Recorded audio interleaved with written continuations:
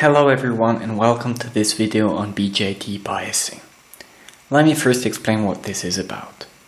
Last week I saw somebody on YouTube connecting a transistor to an Arduino to switch a motor. The way this was done, however, is somewhat flawed, but it is a mistake that I see a lot. I wanted to use this opportunity to discuss how to do it properly. Let's first look at the schematic on the right here. And this is to understand why you need this external transistor in the first place. Let's say you have an Arduino with one of the I/O pins connected to a motor down to ground.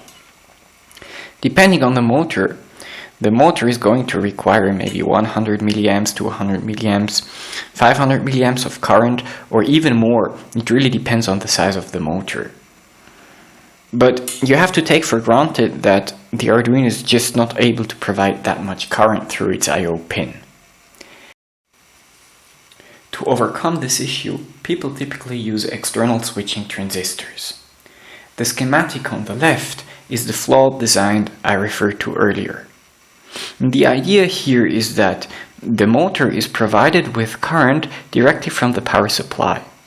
And that current flows through the motor into the collector of the transistor, out of the emitter of the transistor down to ground. And the microcontroller just provides a little bit of base current to turn the transistor on and off. So what's wrong with this circuit? The short answer is that you need an adequately sized base resistor to limit the current flowing into the base of the transistor down to ground. But I don't really like this short answer because I prefer to understand how things work instead of memorizing what I should and should not do. The long answer is the rest of this video, in which I'm going to show a simple experiment to investigate the DC characteristics of an NPN transistor. The problem with these kinds of experiments is that when you refer to textbooks, they often tell you that you need multiple multimeters and also multiple variable power supplies. For example, in this case, this is from a preparation textbook for the ham radio license, and they suggest that you use 1, 2, 3, 4 multimeters and one fixed 12-volt supply. Now also remember, when we did this in university, we had these very nice Keithley power supplies that you could program from a MATLAB script and that would basically run the whole experiment automatically for you. But usually then, when people look at this, they say that they don't have 4 multimeters and variable power supplies, and they decide that they cannot do these experiments. And I think that this is bad because this is a very simple experiment that really everybody should at least once do to understand the characteristics of transistors. So I decided to come up with a slightly simpler experiment that involves one 5-volt fixed power supply. This could even be a 4.5-volt battery and just one multimeter. And this is the circuit of my experiment. I have a 5-volt supply over here, and you can see that I drew in 3 multimeters here, here, and here. It does not mean that I need 3 multimeters, it just means that I'm going to take 3 measurements sequentially. First, I'm going to measure the voltage drop across the base emitter junction of the transistor. Second, I'm going to measure the voltage drop across this base resistor, which is 1K. If I know the voltage drop across this 1K resistor, I can calculate the current flowing into the base using Ohm's law. Hence, I will be able to relate the base emitter voltage drop of the transistor to its base current. My third measurement is the drop across the collector resistor, which is also 1K. Again, using Ohm's law, I will be able to calculate how much current flows into the collector of the transistor, thus relating the base current to the collector current. Lastly, I have a potentiometer strapped across the 5-volt rails here, and I'm using this potentiometer to change the voltage across the transistor and also to change the current flowing into the base of the transistor. I'm going to do is I will first set the potentiometer such that there is no current flowing into the base. I will then continuously increase the current flow into the base and always take 3 measurements, as I just explained, and then we'll have a bunch of numbers that we can analyze to understand better what transistors do and how they work. Okay, I'm not sure how well you can see this on camera, but this is my experimental setup. Right in the middle, there's my transistor. And if you want to do this experiment on your own, you have to check the datasheet of the transistor to figure out the pinout of each individual leg. In my case, I have the emitter of the transistor connected to this blue wire here, and the base of the transistor is connected to this yellow wire here. So if I want to do the first measurement, measuring the base emitter voltage drop, I can do this by measuring the voltage across these 2 screw terminals here.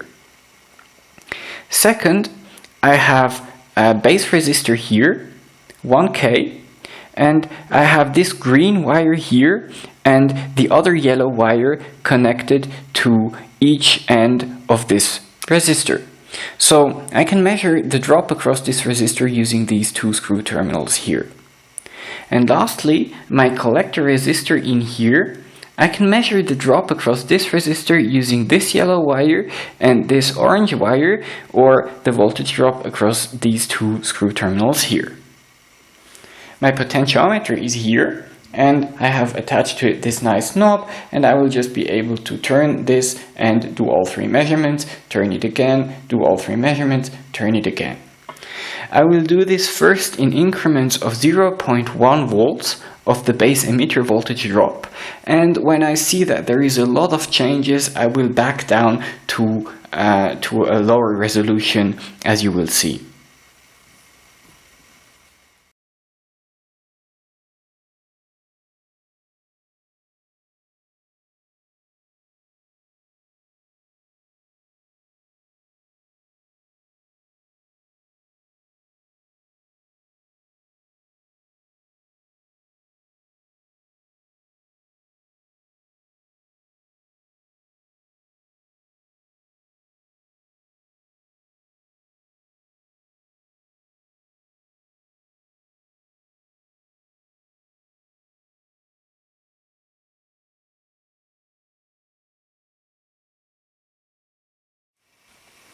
Okay, I'm done with my experiment, and as you can see, I collected various measurements for different base emitter voltage drops.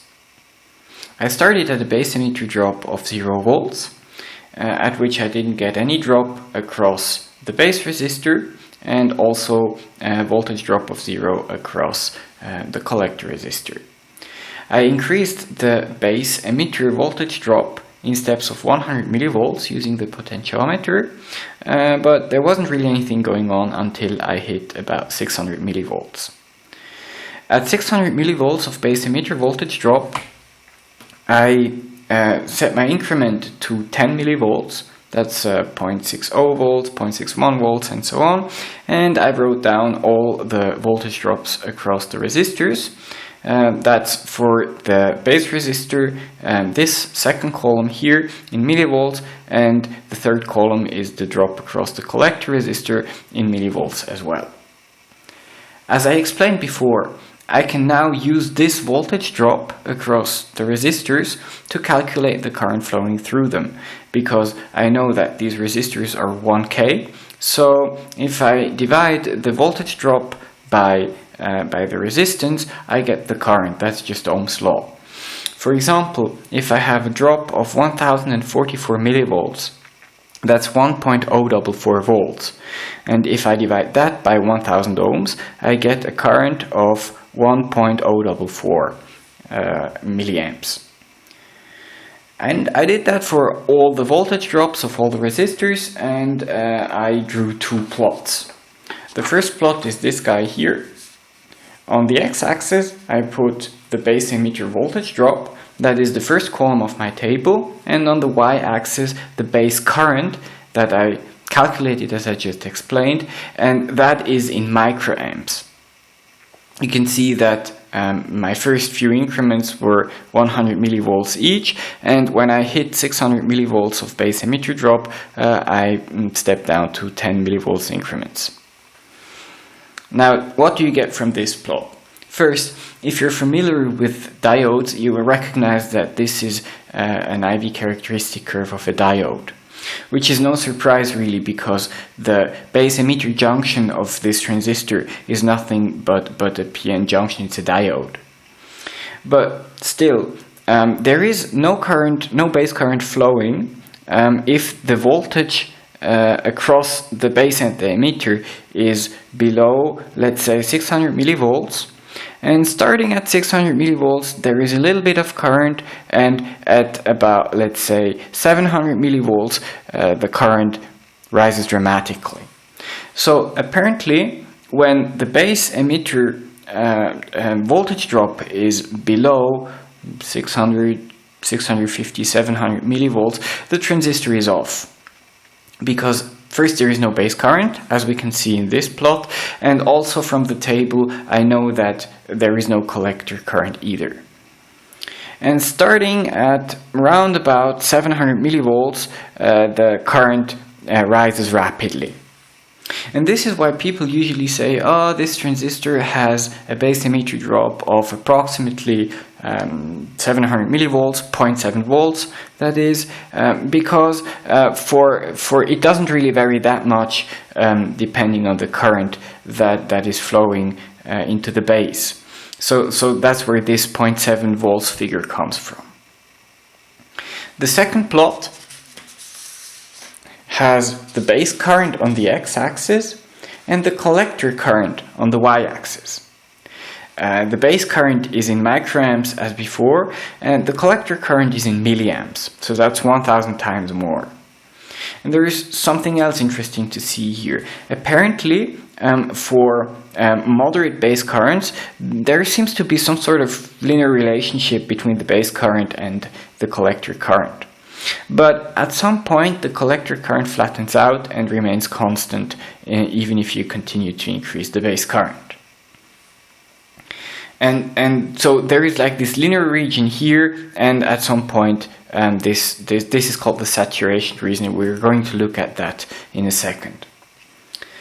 Important to note here is that the slope of this, if you were to ignore the flattening of the curve, the slope of this curve here would be about 200 for this particular transistor under these particular conditions.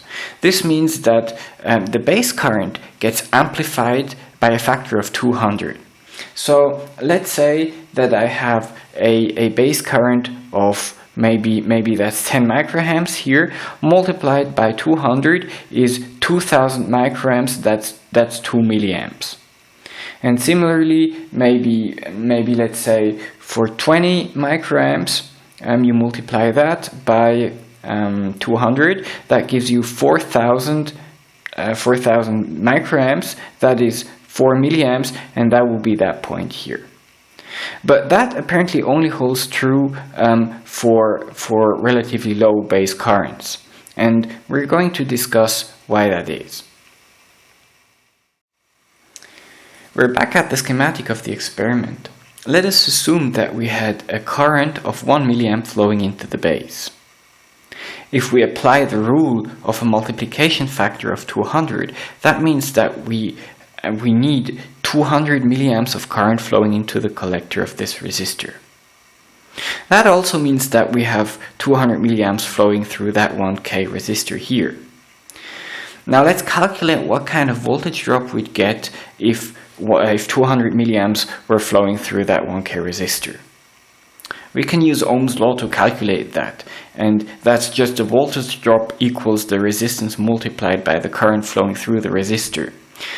The resistor is 1K, that's 1000 ohms, multiplied by a current of 0.2 amps, that's 200 volts. And of course, there is no way that we could measure 200 volts of drop across this resistor here, because there is just a 5 volt supply here, and nowhere in this current is there any way to generate a negative supply voltage. So what's happening is that the higher the base current gets, the more current has to flow into the collector, but that also means that the voltage at the collector is going to drop and drop and drop until it's very close to 0 volts. And because it cannot drop any further, it's just going to stay there and the transistor is saturating. Getting back to the plot, just in terms of an application, if you were to build an amplifier, you would operate in that linear region here, because you would like to amplify some input signal as linearly as possible to a larger output signal. But if you're designing a switch, you typically want to operate in the saturation region over here because you want to allow for maximal current. So let's wrap up what we learned so far. First, apparently the base emitter junction of the transistor behaves like a diode. In fact, this also holds true for the base collector junction, although we didn't look at that. This allows you to say that you're going to expect a base emitter drop of about 0.7 volts. Why? Remember this plot here.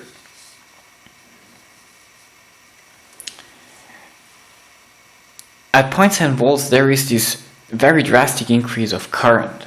Another way to look at this is to say that no matter what kind of current you have, you're going to expect a drop of about 0.7 volts because this curve is so steep. So that's one of the simplifications that people usually make. Second, we observed that the transistor can operate in the cutoff region where the base emitter voltage is just below 0.6 volts, in the linear region that you would use for amplifiers, and in the saturation region that you would use for switches. Third, we saw that if the transistor operates in the linear region, the collector current is going to be some factor multiplied by the base current. This factor is typically called DC current gain and is denoted with a capital B or a capital HFE. But this only holds true if the transistor is in the linear region. Fourth, sometimes people say that the emitter current of the transistor is approximately the same as the collector current. And now we understand why this is. This is because obviously the emitter current is the sum of the base current and the collector current, because whatever you get out of the emitter is whatever you put into the base plus what you put into the collector. But because the base current is so much smaller compared to the collector current, you can sometimes neglect it and then you can state that the emitter current is approximately the collector current. This is a very nice property that you can use in some circuits. Coming back to the initial problem of switching a DC motor. Remember that we had this Arduino I/O pin here toggling between 0 and 5 volts. Pushing current into the base and switching that motor on and off. Now, let's assume that we don't have any base resistor here. If this I/O pin sits at 0 volts, then we have a base emitter drop of 0 volts, the transistor is off, and the motor is off. So no problem there. But if you apply 5 volts to the base of the transistor directly, think about this plot again. We're at 0.7 volts and there is a very, very steep increase of current. Now, if we were to apply 5 volts, we'd have a massive current, and the Arduino cannot provide that current, and actually it's out of specification, so it might even break. So you really shouldn't do that. Instead, you should put this base resistor as I drew it here. And you should size it properly. So let us assume that this transistor has a DC current gain of maybe about 100. It's always good to be a bit conservative here. So let's say this motor draws 100 milliamps. This is an assumption that you have to make, or even better, you should measure it or get it from the datasheet of the motor. So if this motor is drawing 100 milliamps and you have a DC current gain of 100, you have to put 100 milliamp into the base. if you have 0.7 volts across this base emitter junction, then you will have the base sitting at 0.7 volts, the Arduino output at 5 volts, so there is going to be 5 volts minus 0.7 volts, that's 4.3 volts of drop across the base resistor. And if you want to calculate the value for this resistor, you just use Ohm's law. That is, again, the drop across the resistor divided by the current flowing through the resistor. This leads to the resistor values. And in this case, that's 4.3 volts divided by 1 milliamp, and that's 4.3K. However, as I said before, it's always good to be a little bit conservative here, and probably I would specify a resistor of maybe 470 ohms or something like that, just to be sure that there is enough base current to drive the transistor into saturation. That's it. I hope that was interesting. I'm sure there is a lot more that could be said about this. If you feel like sharing, please do so in the comments, and thank you for watching.